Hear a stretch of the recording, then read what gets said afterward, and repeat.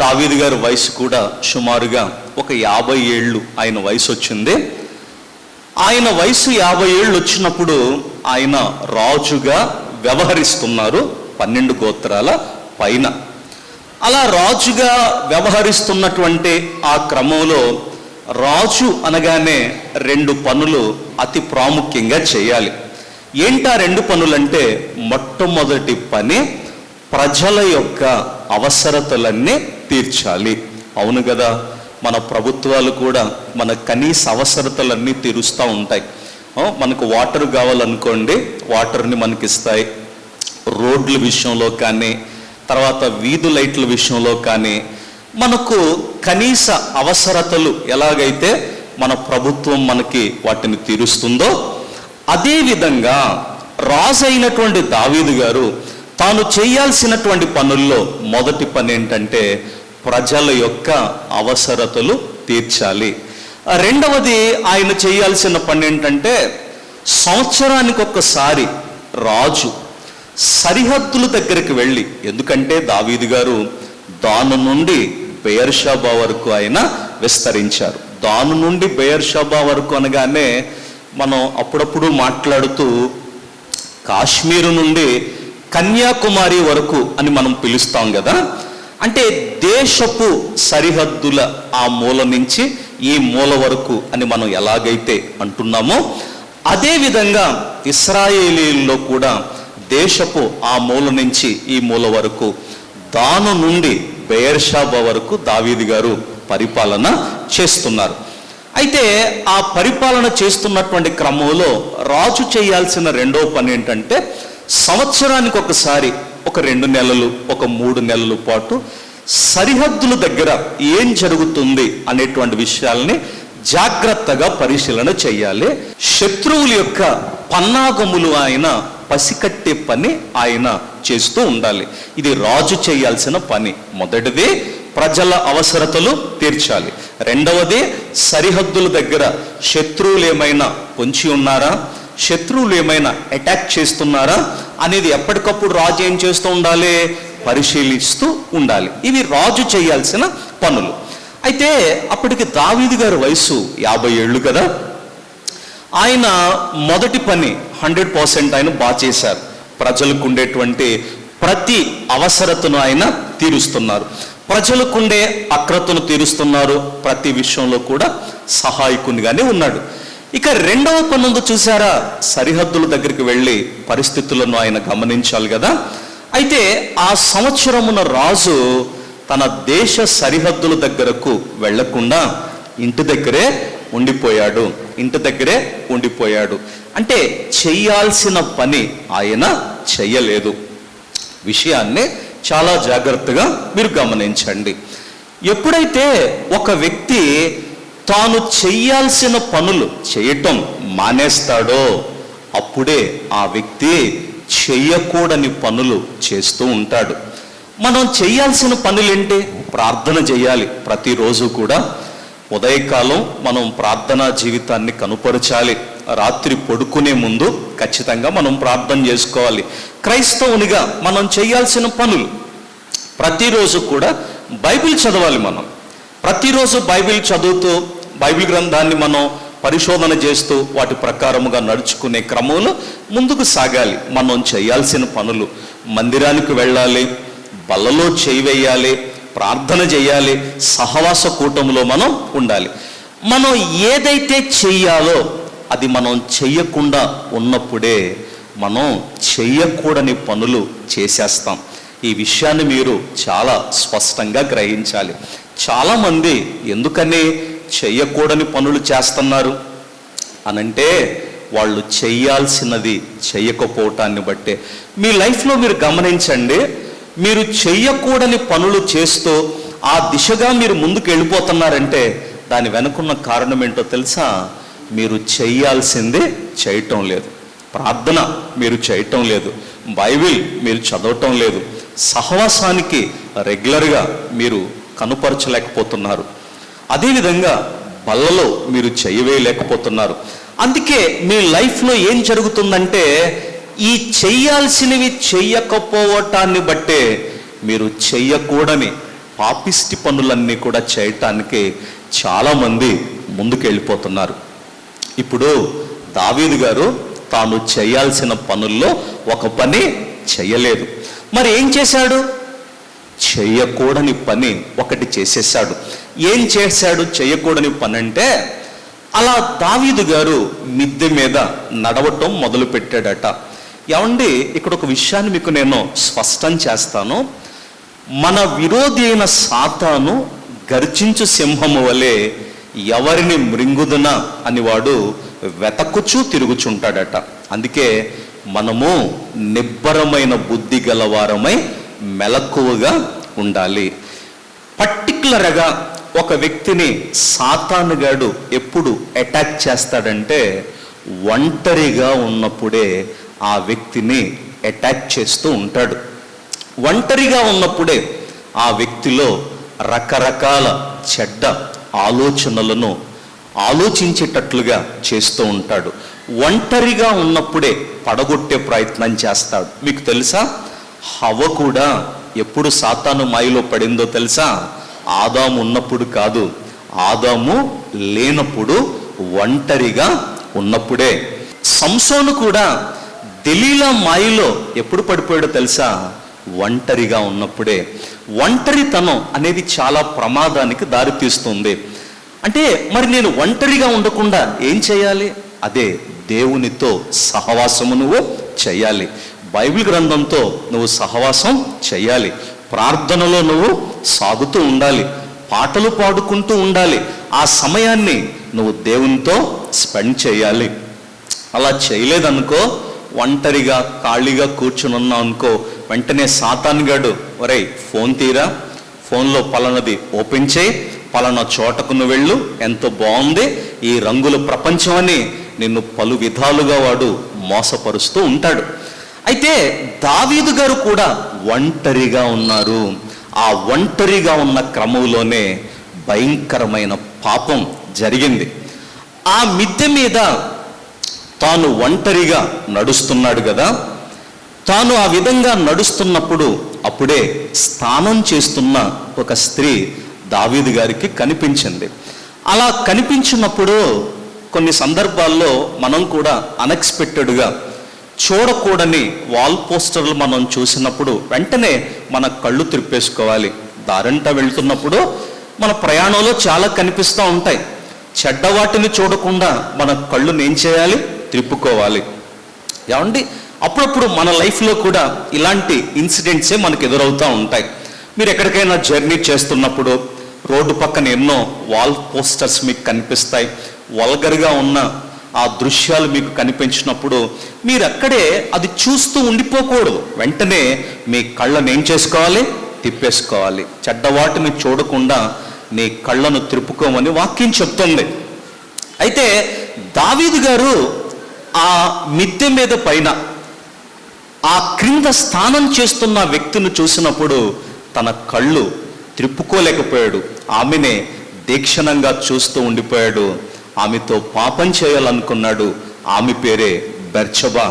ఆమె ఉరియా అనేటువంటి ఆయనకు భార్యగా ఉంది. ఆమెతో పాపం చేశాడు. తప్పు చేసిన తర్వాత యూదులకు ఒక అలవాటు ఉంటుందండి. ఏంటి అలవాటు అంటే, వారు మైలు పడకుండా ఉండటం కోసం చనిపోయినది దేనినైనా ముట్టుకున్నారనుకోండి, ఆ మైలు పడకుండా ఉండటం కోసం వాళ్ళు ఏం చేస్తారంటే స్నానం చేసేస్తారు.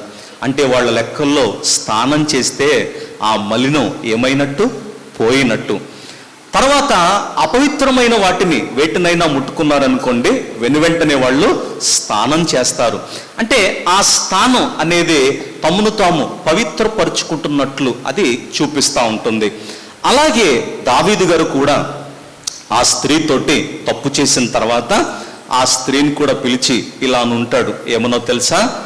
ఈ అపవిత్రతను పోగొట్టుకున్నట్లు స్నానం చేసి వెళ్ళిపో అని ఉంటాడు. ఆవిడ కూడా అలా వెళ్ళిపోయే ఉంటుంది. ఎందుకంటే బైబిల్లో ఈ సన్నివేశంలో ఒక వచనం మనకు కనిపిస్తుంది. ఆ వచనాన్ని ఒకసారి మీరు చూడండి.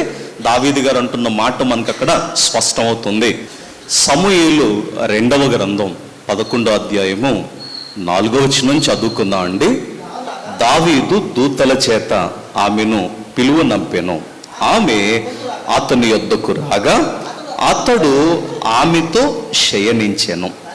కలిగిన అపవిత్రతను పోగొట్టుకుని ఆమె తన ఇంటికి మరలా వచ్చాను. ఇక్కడ మీరు పదం విన్నారా? కలిగిన అపవిత్రతను పోగొట్టుకునే ఆమె తన ఇంటికి మరలా వచ్చాను. అపవిత్రత ఎలా పోతుందండి? అదేనండి, వాళ్లకు అపవిత్రత అనేది ఏదైనా అనిపించిందనుకోండి, వెంటనే వాళ్ళు ఏం చేస్తారు? స్నానం చేస్తారు. చనిపోయినది ఏదైనా ముట్టుకున్నారనుకోండి, వెంటనే స్నానం చేసేస్తారు. ఏమండి, ఆ క్రమంలో దావీదు గారు కూడా ఆమెతో చెప్పుంటాడు. అలా అనగానే ఆవిడ కూడా కలిగిన అపవిత్రతను పోగొట్టుకుని, అంటే స్నానం చేసి వెళ్ళిపోయింది. అలా వెళ్ళిపోయిన తర్వాత దావీదు అనుకున్నారు, ఈ విషయం ఇక్కడితోటి మాసిపోతుంది, ఈ విషయం ఇక్కడితోటి మరుగైపోతుంది అని దావీదు అనుకున్నారు. కొన్ని సందర్భాల్లో చాలామంది కొన్ని పాపాలు చేసినప్పుడు ఆ పాపం జరిగిపోయిన తర్వాత వాళ్ళు అనుకునేటువంటి మాట ఏంటంటే, ఈ విషయం ఇక్కడితో మాసిపోతుంది, ఇక్కడితోటి మరుగైపోతుంది, ఎవరు చూడలేదులే అని అనుకుంటున్నారు. కానీ ఆకాశమందు ఆసీనుడైన దేవుడు ప్రతి విషయాన్ని కూడా ఆయన ఏం చేస్తున్నాడు తెలుసా? పరిశీలనగా చూస్తున్నాడు. ఆయనకు మరుగైనది ఏది కూడా లేదు. ఆయన నేత్రములకు ప్రతిది కూడా ఎలా కనిపిస్తుందంటే స్పష్టంగా కనిపిస్తుంది. ఒకవేళ మీరు అనుకుంటున్నారేమో, నా లైఫ్లో ఈ పాపం చేస్తున్నాను, అది మాసిపోయిందిలే, మాసిపోతుందిలే, మరుగున పడిపోతుందిలే అని అనుకుంటున్నారేమో. దావీదు కూడా అలానే అనుకున్నాడు. అయిపోయిన తర్వాత నెల గడిచింది, 2 నెలలు గడిచాయి, 3 నెలలు గడిచింది, 4 నెలలు గడిచాయి. ఈ లోపు ఏ వ్యక్తితోనైతే దావీదు పాపం చేశాడో ఆ వ్యక్తి మరలా దావీదు దగ్గరికి వచ్చింది. దావీదు గారి దగ్గరికి రాగానే దావీదు గారికి కాస్త టెన్షన్ వచ్చి ఉంటుంది. ఏంటి మళ్ళీ వస్తుంది? కలిగిన అపవిత్రతను పోగొట్టుకుని వెళ్ళిపోయింది కదా, ఏంటి మళ్ళీ వస్తుంది అని పాపం కొంచెం టెన్షన్ పడి ఉండొచ్చు. వెంటనే దావీదు గారు ఆమెను అడిగాడు, ఏంటి ఇలా వస్తున్నావు నువ్వు అని అడిగితే ఆవిడ చెప్పింది, సార్ రాజుగారండి, నాకిప్పుడు 3వ నెల అండి అంది. 3వ నెల అంటావు, పర్వాలేదులే అన్నాడు. అనగానే ఆవిడ ఇంకొక షాక్ ఇచ్చింది. ఏముందో తెలుసా? నా భర్త యుద్ధానికి వెళ్ళి 4 నెలలు దాటింది, నాకు చూస్తే 3వ నెల అనగానే ఇప్పుడు దావీదుకి టెన్షన్ ప్రారంభమైంది. అరే, నేను చేసిన తప్పు ఇలా అది జరిగిందా అని చెప్పి దావీదు చాలా ఒత్తిడికి గురైపోతున్నాడు. అలా ఒత్తిడికి గురైపోయి ఏం చేస్తే బాగుంటుంది అని దావీదు ఆలోచిస్తున్నాడు. ఏదొక రకంగా ఆ తప్పు తన మీద ఉండకుండా తుడిచేసుకోవాలి అనుకుంటున్నాడు దావీదు. ఏమంటే చాలామంది పాపం చేస్తారు, చేసిన తర్వాత దాన్ని ఎలాగైనా సరే తుడిచేయాలి అని చూస్తూ ఉంటారు. తుడిచేయటం అంటే కొంతమంది యవనస్తులు చూడండి, చాటింగ్ చేస్తూ ఉంటారు, పేరెంట్స్ ఫోన్ తీసుకుంటూ ఉంటారు, వాళ్ళు పడుకున్నటువంటి సమయాల్లో కొందరు ఇలా వ్యవహరిస్తూ ఉంటారు. ఆ ఫోన్ తీసుకుని చాటింగ్ చేస్తూ తెల్లవారులు కూడా కొంతమంది అలానే మెసేజ్లు సెండ్ చేస్తూనే ఉంటారు. మార్నింగ్ అయ్యేసరికి ఆల్ డిలీట్, అవునా కదా? ఆల్ డిలీట్ అంటే చేసిన తప్పుని ఏం చేశారు?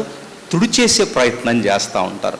కొంతమంది చూడకూడని వాటిని చూడటం, చెడ్డ దృశ్యాలు చూడటం, అలాంటి పాపపు దృశ్యాలు చూసి కొందరు చేసేటువంటి పని ఏంటో తెలుసా? తుడిచేసుకున్నాం అనుకుంటూ హిస్టరీ డిలీట్ చేసేస్తూ ఉంటారు. అంటే తుడిచేస్తే అక్కడితోటి ఆ పాపం పోయింది అని అనుకుంటున్నావా? పాపం ఖచ్చితంగా మనిషిని పట్టుకుంటుంది, అది గుర్తుపెట్టుకో. పాపానికి తప్పదు, భారీ మూల్యాన్ని చెల్లించాలి ప్రతి ఒక్కరూ కూడా. బైబిల్ ఏమంటుంది? పాపము వలన వచ్చు జీతము మరణం. ఏ పాపము చేసినా కూడా దానికి తగిన మూల్యాన్ని నువ్వు చెల్లించాలి. ఈ సంగతి ఎరగక చాలామంది నేను మెసేజ్లు డిలీట్ చేసేసానులే, మా మమ్మీకి తెలియదో, మా డాడీకి తెలియదో, నెక్స్ట్ నేను యూట్యూబ్లో చాలా చూశానులే, నేను అందులో చూశాను, ఇందులో చూశాను, చాలా నా హిస్టరీ ఆల్ డిలీట్ కొట్టేశాను, ఏం ప్రాబ్లం లేదు, ఎవరికి తెలియదులే, ఏమవ్వదు అని కొంతమంది మూతుడు చేసుకుంటారు తెలియదు అనుకుని. అప్పుడప్పుడు చిన్నపిల్లలు చూడండి, మన పల్లెటూరులో చక్కగా మాంసం కూర వారానికి 2 సార్లు లేదా ఒక్కసారి వండుకుంటాం, అవునా? మాంసం కూర వండుకున్నప్పుడు రెగ్యులర్గా తినేదైతే పిల్లలకి అంత అనిపించదు. మన ఇంట్లో సాంబార్ కానీ చారు కానీ రెగ్యులర్గా ఉంటాయి, దాని మీద పిల్లలకి ఇష్టం ఉంటుందా? డైలీ తింటారు కదా, అందుకనే వాళ్ళకు ముఖం కొడుతుంది. మీ ఇంట్లో పప్పు కానీ కూరగాయలు కానీ రెగ్యులర్గా ఉంటాయి, వాటిని ఇష్టపడరు పెద్దగా, ఎందుకంటే రెగ్యులర్గా తినేదే కదా. వీక్లీ వన్సే చికెన్ తెస్తారు, చికెన్ తేగానే వీడి నోట్లో లాలాజలం ఊరిపోతుంది మసాలా వాసనకి. అలా ఊరిపోతున్నప్పుడు పిల్లలకు అనిపిస్తుంది, ఓ మొక్క తీసుకుని తినాలి, ఓ మొక్క తీసుకుని తినాలి అని పాపం నోట్లో నీళ్ళు వస్తూ ఉంటాయి. ఈలోపు అమ్మంటదే, రే స్నానం చేయరా ముందు, స్నానం చేసి నీట్గా పౌడర్ అది రాసుకున్న తర్వాత వచ్చి కూర్చో అన్నం పెడతానంటది. కానీ వీడికి అక్కడి వరకు ఆగదుగా, ఏదో ఒక రకంగా ఆ దాక మీద ఉన్న మూత తీయాలి, మొక్క నోట్లో వేయాలి అనుకుంటాడు. అనుకునే అమ్మంటది, రే చిన్న స్నానానికి నీళ్ళు పెడుతున్నాను నేను, తొందరగా టవల్ తెచ్చుకుంటది. అనగానే టవల్ వంకతోటి లోపలికి వెళ్తాడు. ఆ వంకతోటి వాడు ఏం చేస్తాడు తెలుసా, దాక మీద మూత తీస్తాడు, మూత తీసి 2 మొక్కలు నోట్లు వేసుకుని మూత ఎడతం మరిచిపోతాడు. అవునా? మూత ఎడతం మరిచిపోతాడు. అనుకున్నాడు మూతుడు చేసుకున్నాను, నవ్వులేశాను, మింగేశాను అనుకున్నాడు. అవునా? మింగేశాను అనుకున్నాడు. అమ్మకు తెలియదులే, ఎందుకంటే తుడిచేశాను కదా అనుకున్నాడు. కానీ తీరా చూస్తే దాక మీద ఏమీ లేదాడు, మూతే లేదు. ఎవరు తీసారా అంటే పెద్దలకు తీసింది. అవునా కదా? అంటే కొన్ని సందర్భాల్లో మనం మూతుడు చేసుకుని ఎవరికి తెలియదులే కవరప్ చేసామని అనుకుంటాం మనం. అవునా? చాలామంది లైఫ్లో కూడా అలాంటి పాపములే చేస్తూ ఉంటారు. అయితే గుర్తుపెట్టుకోండి, నీవు చేసిన పాపానికి దేవుని చట్టంలో ఖచ్చితంగా మూల్యాన్ని చెల్లించాలి. బహు జాగ్రత్తగా ఉండు. దావీదు గారు కూడా ఏదొక రకంగా ఆ తప్పును తుడిచేయాలనుకుంటున్నాడు. ఏం చేయాలి ఆలోచించాడు. ఆలోచించే వెంటనే యుద్ధములో ఉన్నటువంటి తన భర్తకి కబురు పంపించాడు. బాబు వచ్చేసేరా, వచ్చేసే, నీ భార్యతో ఉండు అన్నాడు. అనగానే ఉరియా దావీదు గారి చెంప మీద కొట్టినట్లు మాట్లాడాడు. ఏమన్నాడు తెలుసా, భార్యతో ఉండుటకు ఇది సమయమా? యుద్ధం జరుగుతున్న సమయంలో భార్యతో ఉండటానికి ఇది అనుకూలమైన సమయమా అంటున్నాడు. ఇక చేసేదేం లేక వానిని రమ్మన్నా కూడా రావటం లేదు, భార్యతో ఉండటానికి ఇష్టపడటం లేదు. ఇక దావీదు ఓ భయంకరమైన తప్పు చేశాడు. ఏంటో తెలుసా? ఒక విషయం మీకు ఇక్కడ చెప్పదలిచాను నేను. ఒక తప్పు చేశారంటే ఆ తప్పును కప్పు పెట్టుకోవటానికి తప్పులు చేస్తూనే ఉండాలి. చాలామంది లైఫ్లో ఒక్కసారి కదా అని అనుకుంటారు. ఆ ఒక్కసారి చేసిన తప్పును కప్పు పెట్టడానికి మరో తప్పు చేస్తారు. ఆ మరో తప్పును కప్పి పెట్టడానికి ఇంకొక తప్పు చేస్తూ ఉంటారు. దయచేసి మీ జీవితంలో ఒకవేళ తప్పు చేశారా, క్షమాపణ కోరుకోండి, అంతేగాని ఆ తప్పును కప్పిపెట్టే క్రమంలో మరో తప్పు చేయకండి. దావీదు గారు ఒక తప్పు చేశాడు. ఇప్పుడు ఆ తప్పును కప్పిపెట్టుకోవటానికి మరో తప్పు చేస్తున్నాడు. తన భర్తను యుద్ధంలో ముందు వరుసలో నిలబెట్టి అతన్ని భయంకరంగా చంపించేశాడు. ఎప్పుడైతే ఉరియా చచ్చిపోయాడో, ఆయన చనిపోగానే అందరూ అయ్యో బాబోయ్ రాజుగారి మహాసైనికుడు చనిపోయాడని అందరూ ఏడుస్తూ ఉన్నారు. ఈలోపు రాజుగారు ఏమీ ఎరగనట్లుగా, తప్పు చేసింది ఎవరు? దావీదే. కానీ ఎలా వెళ్తున్నాడు? ఏమీ ఎరగనట్లుగా. దాన్నే కపటం అని అంటారు. ఏమీ ఎరగనట్లుగా వెళ్తూ, అరే రే ఎలా జరిగింది, ఎలా జరిగితే ఉందండి, చంపేసింది ఎవరు? దావీదే కదా చంపించింది. ఎలా జరిగింది? అరే రే పలానా జరిగిందని వాళ్ళు చెప్పగానే, అరే రే అలా జరిగిందా? ఇప్పుడు తన భార్య ఎక్కడుంది? ఇదిగోనండి భార్య ఈవిడేనండి. భర్త చచ్చిపోయాడా? సరే బాధపడకులేమ్మా, నేను నిన్ను చూసుకుంటాను, ఏం పర్వాలేదు అని చెప్పి ప్రజల ముందు కవరప్ చేయటానికి కొరకు భర్త చనిపోయాడు, నేను ఈమెను చేర్చుకుంటున్నాను అని ఆమెను చేర్చుకుని ప్రజల ముందు మంచి మార్కులే కొట్టేశాడు. ప్రజల ముందు మంచి మార్కులే కొట్టేశాడు. ప్రజలు అనుకుంటున్నారు దావీదు గారు ఎంత మంచోడో. అవునా? దావీదు గారు ఎంత మంచోడో. గర్భవతి అయినటువంటి ఆమెను మరో వ్యక్తికి ఆమె భార్యగా ఉంది. అలాంటి ఆమెను దావీదు దగ్గరకు తీసుకుని, ఏంటి ఆవిడ కడుపులో ఉన్న బిడ్డకు తండ్రిగా ఉంటాడా? మీరు చెప్పండి, ఆ బిడ్డకు తండ్రి ఎవరు? దావీదే. కానీ ప్రజల దృష్టిలో ఏమని దాన్ని కవర్ చేస్తున్నాడు తెలుసా? ఆ బిడ్డకు తండ్రి ఉరియా, కానీ నేను చూసుకుంటానులే అని ప్రజల ముందు దావీదు గారు తన తప్పును కప్పుపుచ్చుకుంటున్నట్లుగా మనం చూసుకుంటున్నాం. ప్రియులారా, చాలామంది తప్పులు చేసి సమాజంలో గొప్పవాళ్ళుగా చలామణి అయిపోతూ ఉంటారు. దాన్ని కవర్ చేసుకోవటానికి కొంతమంది చూడండి 2-3 మంచి పనులు చేస్తూ ఉంటారు. ఆ మంచి పనులు చేయగానే ఆ తప్పు కనిపించకుండా ఉంటుంది అనే ఉద్దేశం. కొంతమంది చూడండి పాపం చేస్తారు, దేవునికి ఒక 5,000 కానుకిస్తే సరిపోతుందిలే అనుకుంటారు. కొంతమంది పాపం చేస్తారు, ఓ చిన్న మీటింగ్ పెడితే సరిపోతుందిలే. కొంతమంది పాపం చేస్తారు, ఓ చిన్న భక్తి పని ఒకటి చేస్తే సరిపోతుందనే చేసిన తప్పుని కప్పిపుచ్చుకుని కవరప్ చేయటం కొరకు పైన ఏం చేస్తారంటే ఓ మంచి పనిని అద్దుతున్నట్లుగా చూపిస్తారు. దావీదు అలానే చూపించాడా? అలానే చూపించాడు. ప్రజల ముందు ఏ తప్పు చేయని వ్యక్తిగా దావీదు గారు తనను తాను కనపరుచుకుంటూ ఆ విధంగా చలామణి అయిపోతున్నాడు. ఈ రోజున నీ లైఫ్ కూడా ఇలానే ఉందా? వాక్యాన్ని వింటున్న దేవుని పిల్లలారా గమనించండి. తప్పుల మీద తప్పులు చేస్తూ, చెడు కార్యాల మీద చెడు కార్యాలు చేస్తూ, పాపపు భూ సంబంధమైన అనేక పనులు మీరు కొనసాగిస్తూ నీతిమంతులుగా చలామణి అయిపోతున్నారా? ఎవరికి తెలియదు అనుకుంటున్నారా? ఎవరు చూడలేదనుకుంటున్నారా? ఒక విషయం గుర్తుపెట్టుకోండి, ఆకాశమందు ఆసీనుడైన దేవుడు ప్రతి వ్యక్తిని పరిశీలన చేస్తున్నాడు. ఆయన పరిశీలనలో ఒకవేళ నువ్వు తప్పు చేసిన వానిగా కనపడ్డావా? దేవుని వాక్యం చెప్తుంది, జీవము కలిగిన దేవుని చేతిలో పడుట మహా భయంకరం. ఎవ్వరూ బయటికి తీసుకురాలేరు, నిన్ను ఎవరు బయటికి తీసుకురాలేరు. కొంతమంది చూడండి, వాళ్ళు ఉన్నటువంటి సమాజంలో భయంకరమైన పాపం చేసే పైకి మాత్రం భక్తి అనే ముసుగేసుకుని కనబడుతూ ఉంటారు. అవునా? ఆ భక్తి ముసుగు చూడగానే ఏమి వినయం, ఏమి భక్తి, ఏమి యథార్థత అని మనం అనుకుంటాం. కానీ దేవునికి ఆ ముసుగు వెనుకున్న రహస్య పాపాలు తెలుసు. ఒకవేళ సమాజాన్ని మోసపరుస్తున్నావేమో, సమాజాన్ని నువ్వు మోసం చేస్తున్నావేమో, నీ తల్లిదండ్రులను మోసం చేస్తున్నావేమో, నీ భార్యను మోసం చేస్తున్నావేమో, నీ భర్తను మోసం చేస్తున్నావేమో, పైకి కవర్ చేసుకుంటున్నాం. కానీ దేవుడంతా చూస్తున్నాడు. దావీదు అనుకున్నాడు ఎవ్వరికీ తెలియదు అనుకున్నాడు. అవునా? ఎవ్వరికీ తెలియదు అనుకున్నాడు. తాను చేసిన తప్పును సమర్థించుకుంటూ ముందుకెళ్ళిపోయాడు. అలా వెళ్ళిపోయిన తర్వాత దేవుడు ఏం చేశాడో తెలుసా?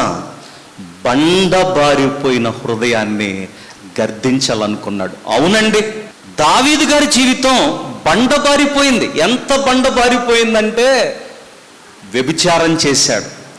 ఎంత బండబారిపోయిందంటే ఆ వ్యక్తిని, ఆమె భర్తను చంపేశాడు. ప్రజల ముందు తన తప్పును కనిపించుకోకుండా చేసుకోవటం కొరకు ఎన్ని అబద్ధాలు ఆడాడు, ఎన్ని భయంకరమైన పనులు చేశాడో చూడండి. అంటే హృదయం బండబారిపోయే కొలది ఆ వ్యక్తిలో ఏం కనిపించుతో తెలుసా? భక్తి, భయం అనేది మనకు కనిపించదు. ఆ వ్యక్తిలో భయభక్తులు మిస్ అయిపోతూ ఉంటాయి. దావీదు గారి హృదయం ఎప్పుడైతే బండబారిపోయిందో ఆ బండబారిపోయిన హృదయాన్ని గర్దించటం కోసం దేవుడు తన సేవకుణ్ణి పంపించాడు. ఆయన పేరే నాతాను. చెప్పండి, ఎవరు? నాతాను. అవును, ఈరోజు ఇక్కడ కూర్చుని ప్రసంగం వింటున్న మీరు గమనించండి. మీ జీవితం ఒకవేళ బండబారిపోయినదిగా ఉందేమో, మొండి బారిపోయినదిగా ఉందేమో. దేవుడు మిమ్మల్ని రక్షించాలి అనే ఉద్దేశంతో మీ హృదయాన్ని గర్దించటం కోసం, మిమ్మల్ని హెచ్చరించటం కోసం దేవుడు ఏం చేస్తాడో తెలుసా? తన దాసులను పంపిస్తాడు. నేను ఫ్రైడే ఫాస్టింగ్ ప్రేయర్లో కూడా చెప్పాను. నేను యెహోషాపాతు కుమారుడు యెహోరాము గారు ఉన్నారు. ఈ యెహోరాము అనేటువంటి ఆయన తన తండ్రి నడిచిన మార్గంలో కాకుండా తన పక్క రాజ్యమైనటువంటి ఇశ్రాయేలు రాజ్యం ఏదైతే ఉందో ఆహాబు నడిచిన మార్గంలో నడుస్తున్నాడు. అతని హృదయం కూడా బండబారిపోయింది. అలా బండబారిపోయినప్పుడు దేవుడు కూడా అతనికి కూడా మెసేజ్ పంపించాడు. ఏలియా గారి ద్వారా ఒక పత్రిక ఆయన దగ్గరకు వచ్చింది. బండబారిపోయిన హృదయాల దగ్గరకు దేవుని మాట వచ్చినప్పుడు సరిచేసుకోవటానికి చూడండి, లేకపోతే భయంకరమైన పనిష్మెంట్ మనం పొందుతాం, భయంకరమైన శిక్షను మనం అనుభవించాల్సి ఉంటుంది. అందుకనే సరి చేసుకోవటానికి ప్రయత్నం చేయండి. ఇప్పుడు దావీదు గారి దగ్గరికి దేవుడు ఎవరిని పంపించాడు? నాతాను అనేటువంటి ఆయన్నే పంపించాడు. ఎప్పుడైతే నాతాను గారు వచ్చారో, రాగానే దావీదు గారు నమస్కారం పెట్టాడు. నాతాను గారు దావీదు దగ్గరికి కూర్చుని, దావీదు, నీతో ఒక విషయం మాట్లాడతానయ్యా, ఒక విషయం చెప్పాలనుకుంటున్నాను, వింటావా అని అడిగాడు. అనగానే వెంటనే దావీదు అన్నారు, సరేనండి వింటానండి అని చెప్పారు. అప్పుడు వెంటనే నాతాను గారు ఒక స్టోరీ చెప్పారు. ఏమన్నారంటే, ఒక ఐశ్వర్యవంతుడున్నాడు, రెండవది ఒక దరిద్రుడు ఒక ఆయన ఉన్నాడు అని ఇద్దరు వ్యక్తుల స్టోరీ చెప్పుకుంటూ వచ్చాడు. ఐశ్వర్యవంతునికి విస్తారమైన గొర్రెలు ఉన్నాయంట. ఈ పేదవానికి ఒక్కతే ఆడ గొర్రె మాత్రమే ఉందట. ఐశ్వర్యవంతునికి ఎన్ని ఉన్నాయి? విస్తారములు. కానీ ఈ పేదవానికి మాత్రం ఒక్కటే గొర్రె. ఒకరోజు ఏం జరిగిందంటే, ఐశ్వర్యవంతునింటికి ధనవంతునింటికి బంధువులు వచ్చారంట. బంధువులు వచ్చినప్పుడు వాని దగ్గర చాలా గొర్రెలు ఉన్నాయి కదా, ఓ గొర్రెను కోసి చక్కగా నాన్ వెజ్ వండి పెడితే అది సమంజసంగా ఉంటుంది, ఏమండి ఎక్కువ ఉన్నాయి కాబట్టి. కానీ ఐశ్వర్యవంతుడు ఏం చేశాడో తెలుసా? ఈ పేదవాడు ఉన్నారు చూసారా, ఆ పేదవాడికి ఉన్నటువంటి ఆ ఒక్క గొర్రె, పాపం దానిని సొంత బిడ్డలా చూసుకుంటున్నాడంటండి. ఆ ఒక్క గొర్రెను కాచేసి తన దగ్గరున్న గొర్రెలను అట్టి పెట్టుకుని ఈ పేదవానికి ఉన్నటువంటి గొర్రెను వధించి వారందరికీ భోజనాన్ని పెట్టేశాడట. చిన్న ప్రార్థన చేద్దాం విన్న వాక్యాన్ని బట్టి. తండ్రి, నీకు వందనాలు అని చెప్పండి. నా సమస్యను బయట పెట్టావు, నీకు స్తోత్రం అని చెప్పండి. దేవా, నిన్ను కలుసుకుంటే నువ్వేం చేస్తావు కూడా చెప్పావు. పరిహారం చేస్తావు, ప్రాయశ్చిత్తం చేస్తావు, నన్ను నిర్దోషిగా చేస్తావు అని చెప్పావు. నీకు స్తోత్రాలు. నా పాపాలు ఒప్పుకుంటున్నానని నోరు తెరిచి అందరూ కూడా కలిసి ఓ చిన్న ప్రార్థన చేద్దాం. మీకోసం నేను కూడా ప్రార్థన చేస్తున్నాను. ప్రేమ కలిగిన తండ్రి, కృప కలిగిన మా దేవ, ఘనమైన తండ్రి, నీకు స్తోత్రాలు. 32వ కీర్తన మా కళ్ళ ముందు పెట్టి 2 వచనాలు మేము ధ్యానించటానికి మీరు మాకు అవకాశం ఇచ్చారు. మీకు స్తోత్రాలు. ఆ 2 వచనాల యొక్క నేపథ్యాన్ని చూసాము. ఏ సందర్భంలో దావీదు గారు ఆ కీర్తన రాశారో మాకు చాలా చక్కగా తేటగా మీరు చూపించారు. ఆ కీర్తన చదవటాన్ని బట్టి, ధ్యానించటాన్ని బట్టి మాకు 2 విషయాలు తేటపరచబడ్డాయి నాయన. మా సమస్యను మీరు బయలుపరిచారు, దానికి పరిష్కారం కూడా ఇచ్చారు నాయన. అతిక్రమం అనే సమస్యను మీరు బయలుపరిచారు, పాపం అనే సమస్యను తేటపరిచారు, దోషం అనే సమస్యను చూపించారు, కపటం అనే సమస్యను చూపించారు నాయన. ఈ 4 తప్పులు దావీదు గారిలో ఉన్నాయి. నేడు అయ్యే తప్పులు ఇక్కడ కూర్చున్న వారిలో ఎవరిలోనైనా ఉన్నాయేమో, సరిచేసుకోమని ప్రత్యక్షంగా ఈ సందర్భాన్ని చూపిస్తూ పరోక్షంగా మీరు మాట్లాడిన సందేశాన్ని బట్టి మీకు స్తోత్రాలు.